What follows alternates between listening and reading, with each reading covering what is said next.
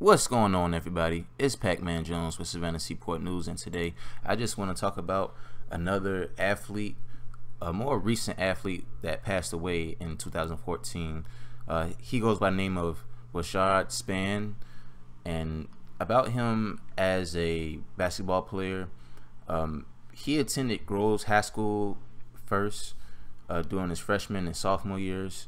As a sophomore, he played at Groves High School basketball team and reached the Class 5A quarterfinals. And then from there, he transferred to Jenkins to his junior year and helped lead the Warriors to an undefeated regular season, 15-0, and region play before losing to Savannah High in the region championship game.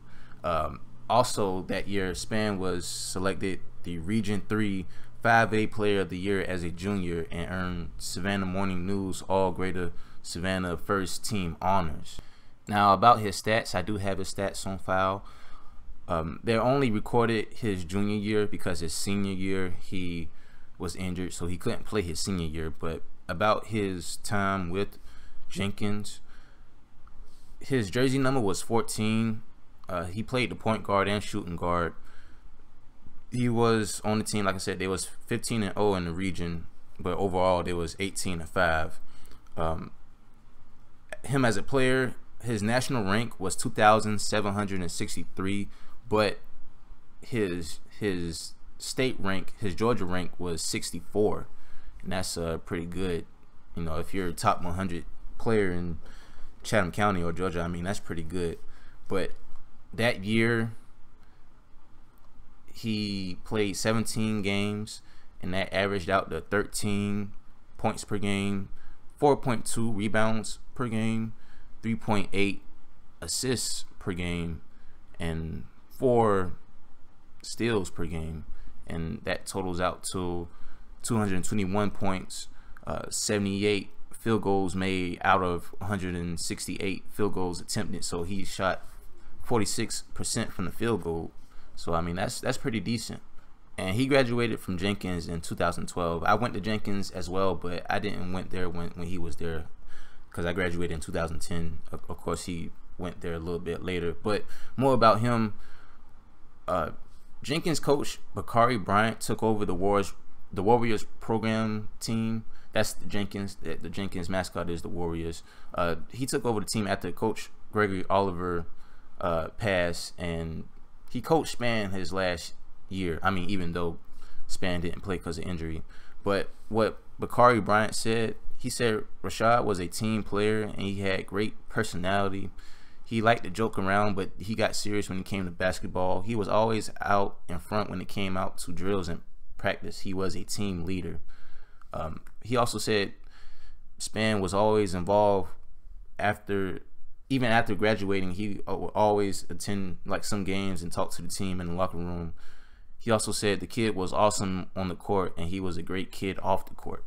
And I didn't know this at first, but I would have talked about this in my Tim Quarterman video. But Rashaad Spann and Tim Quarterman are cousins by relative on his mother's side.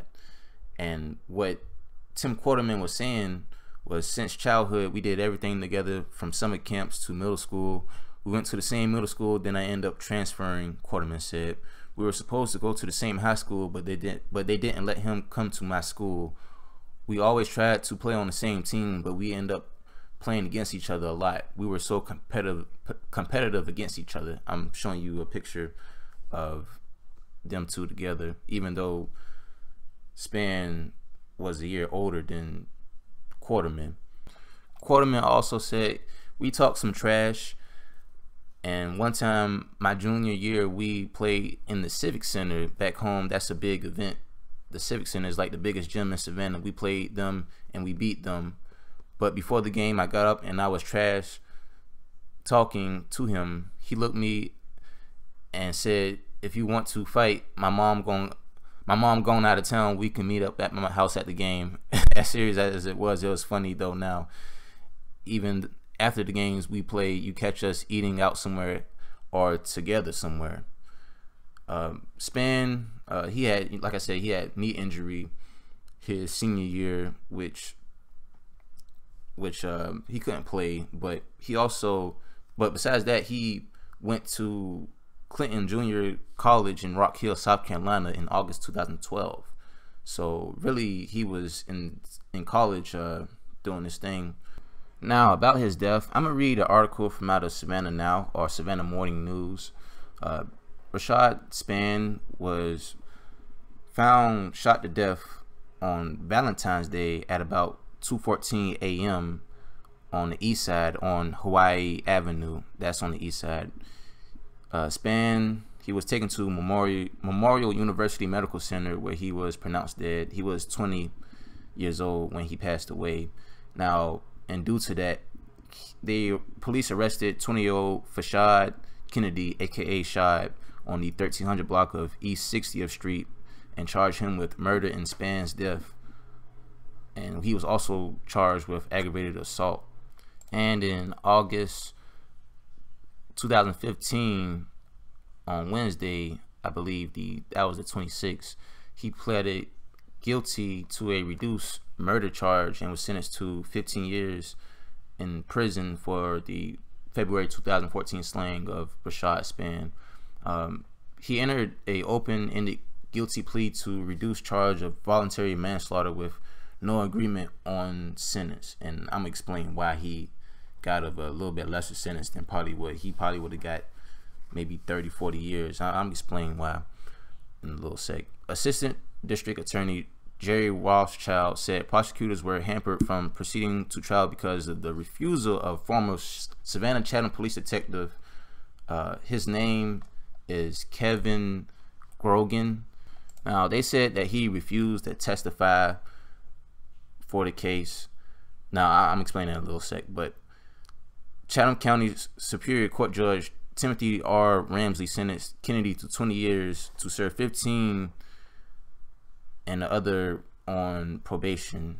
He rejected a defense request for first offenders treatment, which would have allowed Kennedy to have his conviction wiped out at the completion of his sentence.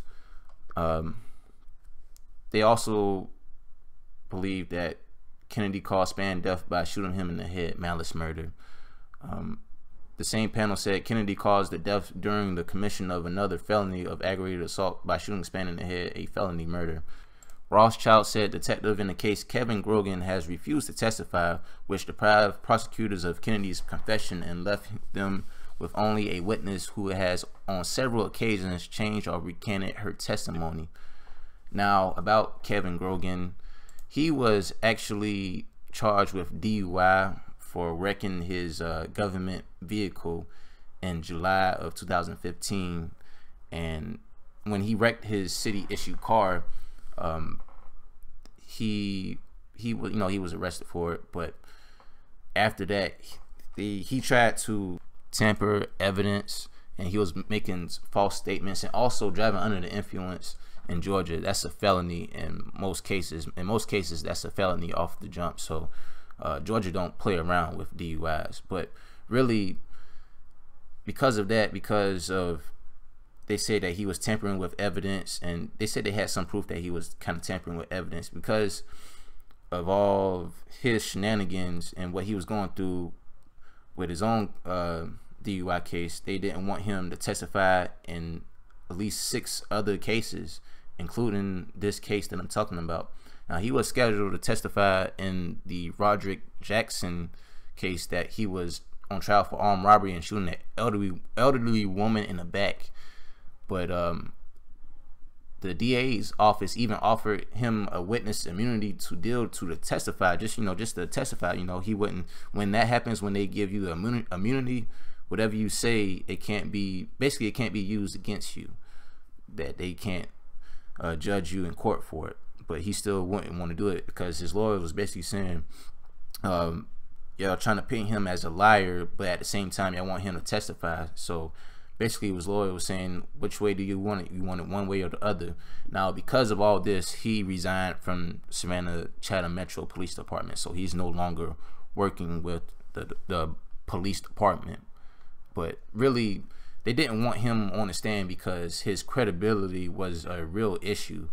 And pretty much, I think I wouldn't want him on the stand either. I mean, you're lying about evidence, even though he was the main person. Well, he was one of the people that could have backed up the story. So that police officer, he was just doing some dirty stuff, destroying evidence of his own that wouldn't incriminate him of being intoxicated in his own DUI.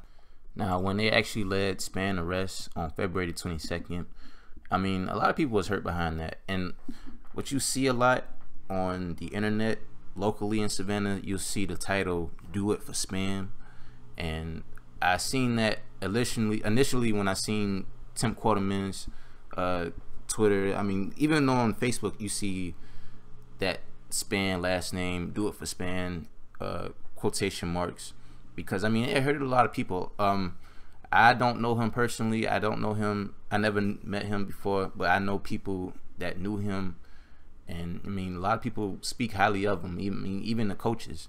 And what Tim Quarterman admitted to is that what he said is it hurt bad, and I didn't know how to deal with it out here because I was so far away from home.